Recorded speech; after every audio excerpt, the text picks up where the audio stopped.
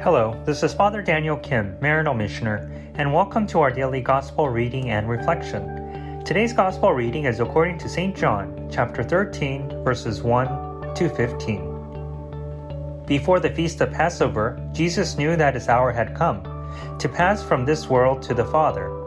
He loved his own in the world, and he loved them to the end.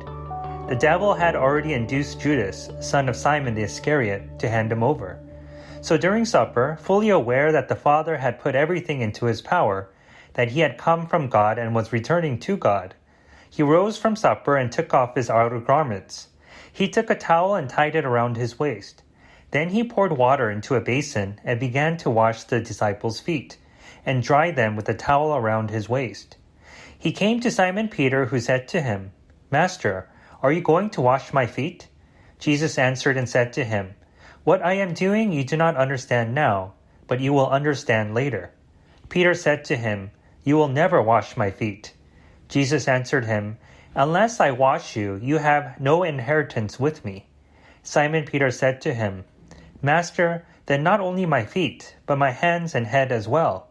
Jesus said to him, "Whoever has bathed has no need except to have his feet washed, for he is clean all over. So you are clean, but not all."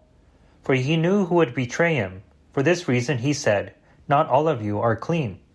So when he had washed their feet and put his garments back on and reclined at table again, he said to them, "Do you realize what I have done for you? You call me teacher and master, and rightfully so, for indeed I am.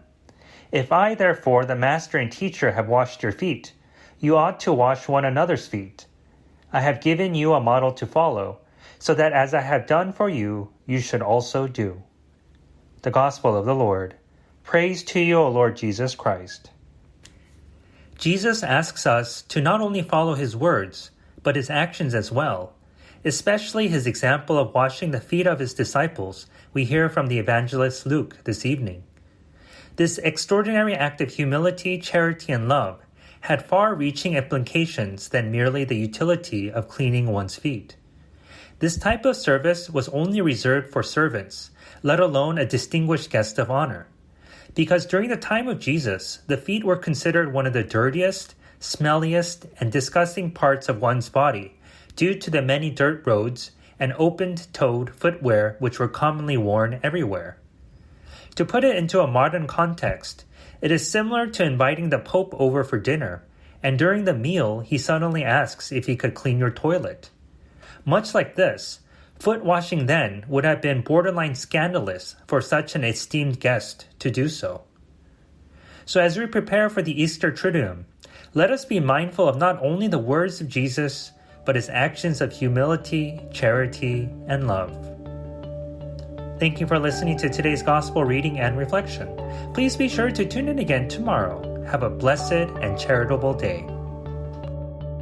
If you enjoyed today's Gospel reading and reflection, please make sure that you subscribe wherever you're listening to podcasts. Also, if you know somebody who may find value in today's reading, please make sure that you share it with them. To learn more about how you can support the work that Maryknoll does around the world, please visit us at maryknollsociety.org. And if you're interested in subscribing to our online magazine, please feel free to visit us at maryknollmagazine.org. Thank you once again for spending your time with us today, and God bless.